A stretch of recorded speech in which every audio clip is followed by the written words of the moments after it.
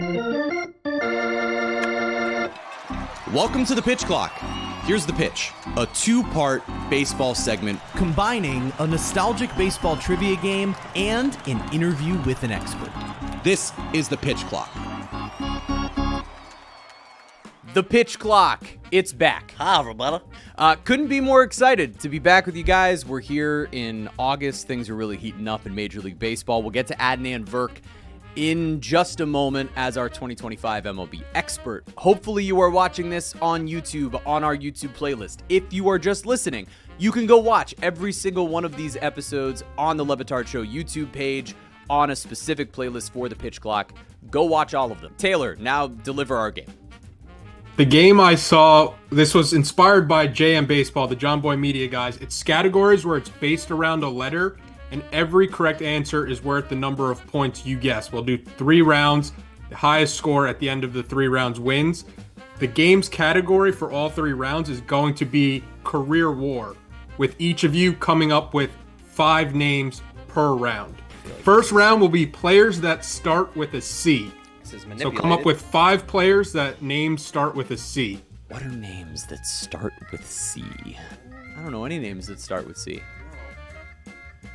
God, I don't feel good about that. The thing is, it's just striking upon a first name, where I'm like, yeah, that's a first name. No, that's exactly right. I'm just trying to think of actual names. Make this seem like this took less time. 2 hours later. All right, I've got 5 because we have to end this at some point. Got it. Got 5. All right, Jeremy, let's reveal your names first. All right. And Chris, if you have any of the same, just say it, okay, and then that'll be easier. All right. Chris Carpenter. Have it.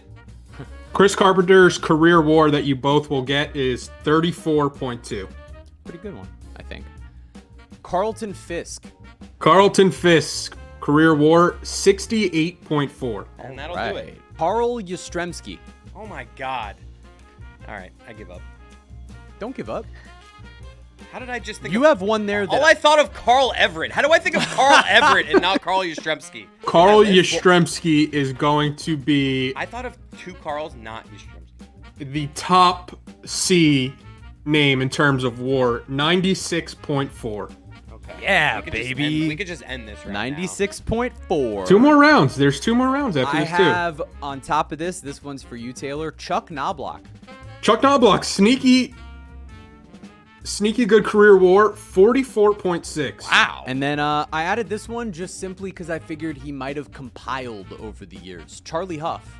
Charlie Huff's Career War is 38.4.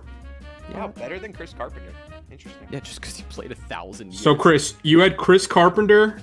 You also had Carl Everett, right? Yeah. Carl Everett. Carl Everett's Career War. Like 24. 20. Yep. 20.4. Yep. Wow. Wow, that is really close. I'll give you the other Carl. Carl Pavano. You're not going to love the Carl Pavano answer. 16.4. 16.4. No way! No way! What was that? No way! You didn't look it up. That happened for real. What in the world And that is was going after on? I You said- said 24, but it was 20.4. What I the? said 4 for Carl Everett. It was 20.4. What and then is happening? Oh, I'm going to keep cooking here. All right, 16.4. Now this is the new game. Can Chris just hit right on the head? What was that? All right. I'm going to play this game. I feel good about this. Ready? All right. Next one. Carlos Delgado. I think his war is 36.8. You're going to be off on this one. Okay. 44.4. Oh, let's see. Wow. 44.4. I just figured as a first baseman, Yeah. DH, he wouldn't get as much. That means he was a pretty amazing hitter. Who's the last one? Carlos Correa. Oh, that's a good one. It's Just not a it's long not enough Carlton career yet. Fisk or Carl Yastrzemski. Well, Carlos Correa, 45.0. He won that one. We can move on. and now it's time to get to our 2025 Major League Baseball expert, as I presently have a 1-0 lead over Chris in our trivia game. It's Adnan Virk, our most consistent guest here on the Pitch Clock. He's also a consistent guest on the Hockey Show, but I know he likes us better. I'm not gonna deny it. I know he likes us better. Adnan, it's great to have you here. Jeremy, it's great to see you. I'm thrilled to you and Roy for keeping me alive right now in the Meadowlark family. MLB drew nearly 1.6 million fans over the weekend to games. That's the most for an August weekend in 10 years since 2015. So let's play a game here. Big deal, not a big deal, Adnan. I think it's a big deal, Jeremy. And honestly, it's been a couple of years and the baseball's been enjoying this resurgence. And a part of me says absolutely full credit to Commissioner Manfred with regards to pitch timer. It's absolutely revolutionized the game. No one's going to complain now, 305, 310. No, these games are 2 and a hook. It's been a really particularly strong year for the sport. There's a few reasons for that. One of them is that big market clubs are really good. It's important to have Yankees, Dodgers, Mets, Cubs, all seriously competitive and really good teams. But you've also got smaller cities who are having strong years. The Padres are second in attendance right now. It's been a competitive year as well. In the American League, there's no prohibitive favorite. Even in the National League, we thought it would be all Dodgers. It hasn't been. The Brewers have the best record in baseball. That's a great story. They just packed in 40,000. They've had 7 straight sellouts. Pat Murphy says the loudest I've ever heard that crowd. They just had serious flooding in the Milwaukee area. People still showed up there. So I'm with you, man. This is bona fide success as we head into Players Weekend, which is always fun. The combination of the pitch clock and also that third wild card has made it so that you have quick games and more teams competing. We were just talking before we started recording about the Marlins' potential wild card hopes, which we will get into in just a second here. But when we were talking about that, right, that series with the Yankees, the reason that you have back-to-back sellouts, yes, there's a ton of Yankee fans there, but you also have some Marlins fans who were motivated to get out there and see a team who was hot, that actually all of a sudden was playing their way back into a playoff conversation, which would never be the case if it was just the one wild card. So a couple of great moves to keep things competitive, to keep things interesting all across the country throughout this year. There's really only 5 or 6 teams that by this point of the year have nothing to play for, and that's something that's really exciting. As hot as the Marlins were, one of the hottest teams over the last 6 weeks or so has been the Cleveland Guardians. And I looked up the numbers. Back on July 6th, they were 40-48. They were 15.5 games back at Detroit, 6.5 back of a wild card spot. Since then, they're 21-8 and are just 6.5 back of Detroit, 1 game back of a wild card spot. How did they do this? And as these two teams are about to play game 3 of their series that is happening right now that we don't know the results of yet, the Guardians and the Marlins, which is more likely? An AL Central win for the Guardians, who are 6.5 back of the Tigers, or a NL wildcard spot for the Marlins, who are 6 games back of the Mets? Listen, I don't want to... No, just be honest. I don't want to be sleeping with the fishes here, but I can't see the Marlins making the playoffs. It's been a great story. There's no question about it. Of those two, I would take Cleveland winning. Jose Ramirez is always a great player. We got that. The one that has really stood up more than anyone is Kyle Manzardo. I looked at his numbers over the stretch. He's hitting like 360. He's slugging 490 over that stretch. He's been unbelievable. They always need a Robin to the Batman that is Jose Ramirez, and Manzardo's been that guy for Cleveland. He's been awesome. Secondly, their bullpen's been amazing. Over the last 3 games, they have the best bullpen in the American League. They've been absolutely lights out. And the third reason, which is the biggest reason, easy schedule. Going into the All-Star break, they have the easiest schedule in all of baseball. So I think, honestly, for Cleveland, it's a great story. I don't disparage them. I'm shocked it's only 6.5 games back, considering how back they were. But they've really taken full advantage of feeble competition, and it's the bullpen Manzardo and, of course, the great Jose Ramirez. The wheel has landed on the letter M. Oh, I'm cooking right now, dude. Yeah, I feel like I'm just trying to slow myself down and I'm trying not to go too fast. Don't you be looking over here. I'm not looking. Don't you look at mine. Come on, think of old like a legend. I mean, trust me. Don't worry. I got the one you got, all right? Yeah, I know you did. I am going, if I don't win this one, I have the 5 best M's in the history of baseball. There's this is a crossed out, and then there's a first name. Mike Piazza, I'm not even going to say. Right. Oh, he's on yours? He's on mine. Oh, that's good. You enjoy that one, because I got 5 better. Oh, okay. So you just crossed out Mike Piazza is just like not good enough for this list. Wow. How is that even? All right. Yeah. I guess we'll find out together. Jeremy, reveal your You want list? me to reveal? Okay. Mark McGwire. What? No, I don't have him, but I'm still very confident. Mark McGwire's career It's WAR. not going to be a crazy WAR. 62.2. Sorry. You have Piazza, right? He doesn't. He crossed it off, but I do. Piazza was, I have Okay. Piazza. Yes. I have Piazza. Mike Piazza's career WAR, 59.6. This is, you're All done. right. You're done. You love where you're at I right now, love where I'm Chris. at. I mean, this is pretty amazing. Mark Grace. Yeah. Mark Grace. Mark Grace. Mark Grace is going to make this list. I can't wait to know what yours are. I mean, Mark Grace's career WAR 46.4. wow. I mean, cute. He's Carlos Correa. You'll like this. You'll like this one. Mo Vaughn. Oh, dude. Okay. That's not a good I one. am taking your lunch. I did Now that one at the I end. feel better about Chris. I am Does it taking- help? Chris. Does it help I that am I taking your sad turkey sandwich. Did I? Yeah, my sad turkey sandwich. Does it help that I replaced Mike Cameron with Mo Vaughn? Mo Vaughn's career WAR 27.1. Better than I thought. Matt Holliday. 44.4. All right. Let me just rattle off my 5 names, and I guarantee you guys won't have to look it up. You'll just be like, okay, he wins. I mean, it's fine. All right. Mike Schmidt, Mickey Mantle, Miguel Cabrera, Mariano Rivera, and Manny Ramirez. Okay. Those are all Hold pretty on. good. We're going to go through the scores that Chris Cody gave. All right. Mike Schmidt's probably my worst one. Who No, should I bet he's great. He's Schmidt a or gold glover. Piazza was like who I was deciding. Schmidt's a great So, choice. Mickey Mantle, first off the bat, 16th all-time in career I was WAR. going to say 1,600 and like something. 110.3. That's Mickey crazy Mantle. considering he had a shortened career.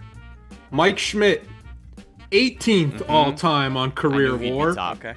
106.9. Okay. So And then I had Miguel Cabrera. Miguel Cabrera's career WAR 67.2. that's honestly surprisingly low. Yeah. Mariano Rivera and Manny. Manny Ramirez's career WAR 69.3.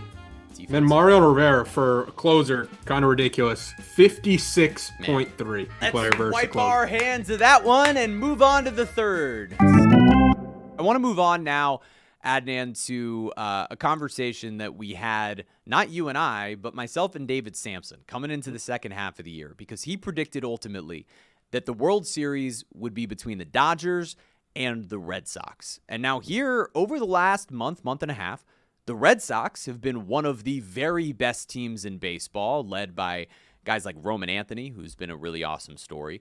But the Dodgers have been kind of mediocre. Which of these two teams in their recent play has your antenna up more? The way the Red Sox are playing well, or the way the Dodgers really haven't? Well, I think the Red Sox are a genuinely good story, and it's amazing. That Devers trade happens, and I'm thinking to myself, Jeremy, okay, they just traded their best offensive player. Like, they're going to be around 500. They'll let the kids play. It'll be an important transition year. Maybe they'll contend next year, the year after that. No. Instead, Roman Anthony blossoms into the star we all think he's going to be, $130 million extension, and their offense is genuinely robust. Now, I wouldn't be quite as bullish as Sampson as far as a World Series prediction. I don't love their starting pitching enough after Garrett Crochet. Bayo's been pretty good, but at the deadline, you trade for Steven Matz and Dustin May. That's not enough for me come playoff time, but certainly a good story, and I do think they're going to be a playoff team, and right now they're that first wild card. Huge series, by the way, coming up with the Yankees. I do think the Dodgers, they're a sleeping giant in some ways, Jeremy, because now Glasnow's back. He has a 1.82 ERA this year. Are they not the team we expected? Sure. Like, Ohtani's still great, 41 home runs, OPS over 1,000. Freddie Freeman could win a batting title at 305. But Mookie Betts' OPS down 200 points from where it's been in the past. He has been better lately. He had a really good series against the Blue Jays. Hopefully he turns the corner. But to have Mookie at a sub-700 OPS is pretty stunning. Let's talk about superstars for a second, because it's time for our Golden Era Star of the Week. And I want to highlight two different guys out in the AL West, because these are two really interesting conversations, Adnan. First, there's Carlos Correa, who was having an okay season, pretty solid. And now goes back to the Astros and has been lighting the world on fire offensively since returning to Houston. Yeah. You could choose him to highlight, or you could look at former Marlin and seemingly everything else, Nathan Eovaldi, who a lot of folks don't realize he had a pretty rough start on Monday night where he gave up 5 earned runs. That ballooned his ERA to 1.71. The guy started 20 games this year, and he has a 1.71 ERA. It's insane with the Texas Rangers. Him and Jacob deGrom leading that rotation. Adnan, between Nathan Eovaldi and Carlos Correa, who do you want to highlight as our star of the week? I got to talk both to me. They're both phenomenal stories. Correa's one of my favorite guys to talk to. He's very charismatic. He's well-spoken. He understands analytics, understands the game. I've always rooted for him. I love those big moments, his flash with the Astros. He goes to the Twins. The contract just hasn't worked out, right? I looked at his batting averages around par where it normally is at, 267. The fact he was willing to make the move, though, say, I'll go to third base, no problem. Payne is a shortstop. I want to go back to Houston. It could not have worked out better. Hitting 405 in 9 games going into Monday night's game. It's awesome to see him revitalized and rejuvenated. A good Carlos Correa is good for the game of baseball. baseball. Yep. And he just seems so much more comfortable there in Houston and back with the Crawford boxes. So I wish him nothing but the best. But I'm with you on Eovaldi. All along, I kept thinking Skubal's going to win the Cy Young and Skeens will win the Cy Young. And I love Zach Wheeler. He's always the bridesmaid. And look at Nathan Eovaldi. Big game Nate, 1.38 ERA going into that start. Crazy. As you said, gives up 5 runs, balloons to 1.71. It has been unbelievable. Going into last night's start with 6 innings shy of qualifying for the ERA title. He's now just 1 inning shy, so he'll be in the mix there now. I think he's so underappreciated, Jeremy. I remember being at that World Series in 2023. There's a reason why he's big game Nate. He's always great under pressure, and you know, he's kind of like the Jose Ramirez of starting pitchers. No one talks about Eovaldi. This is a 2-time Tommy John guy who's having a scintillating season. I'm with you, man. Big game Nate is awesome. It's so cool to see for a guy who has really stepped up in special moments all the time. Another guy who steps up in special moments, that's Adnan Virk. And he joined us here on the pitch clock. But we'll see. It's tied 1-1 right now. We'll see who wins ultimately between Chris and myself in this game that Taylor put together pretty much just to torture me. Please buy my book, Cinephile, available August 26th. ManganPublishingGroup.com. Buy it, buy it, buy it. Support Adnan. That supports all of us. Thanks, Adnan. The deciding game are. Boom. Cooking. I love the silence. They're absolutely dialed in right now. I'm just trying to make sure that I've gone through all the R names. I have 4 ones I feel really good about. There's got to be like a legend. Yeah, that's what I'm trying to think of. That's what I'm trying to think of. Got it! Baby, we got it! 5 names? I'm trying to debate right now. Man, I Rid of feel that. good once I again. have 6, and I'm trying to get rid of one. I have 4.5 Hall of Famers, Wow. All right. and the half is because he did steroids, so he's probably not gonna get it. All right, so you're done? Yeah. Yeah, me too. All right, I have that same one for sure. Yeah. Okay. So we'll release I'm going that. with the first we'll 5 go, I wrote down. This time we'll go one by one, and if Jeremy, you say a name that Chris has, Chris, you could just say, I have that Okay. one. So at the top of my list, first name, Randy Johnson. Got it, baby, I got it. 101.1. Damn. It's Ricky Henderson. Yep, have that too. Ricky Henderson's career WAR, 14th all-time, 111.2. All right. So I'll go here. Ryan Braun. I have it. All right. You both have Yeah. Ryan Braun. Yeah. Ryan Braun's career WAR, 47.2. Did your next name wag a finger? I don't know. I don't think so. Interesting. This could Dikembe be- Mutombo or what? I know who he's talking about. Rafael Palmeiro? Yeah, that's mine. No, that's not mine. Interesting. I feel good about this. All right, who do you got? I have Roger Clemens. Me. So you have Roger Clemens. Oh, no. Oh, you're Roger gonna win. And then I Roger have Clemens. I'm saving my Yeah, absolute you won. legend for the end. You won. Roger Clemens has got to be way up there. Roger Clemens' career WAR, 139.2. No! I'm going to go Rafael Palmeiro. Yeah, that was Okay. Palmeiro. Not even close. You're not going to hate it. 71.9. Nah, it sucks. Chris Cody, 5th name. Roberto Clemente. That's another one I'm going to shoot myself in the foot on. Roberto Clemente's career WAR, 25th all-time, yeah. 95.0. Jeremy, what was your 5th name? My last one, R.I.P. Ryan Sandberg. Not a bad guess. Yeah, I'm sure 84th it's up all-time, 68.0.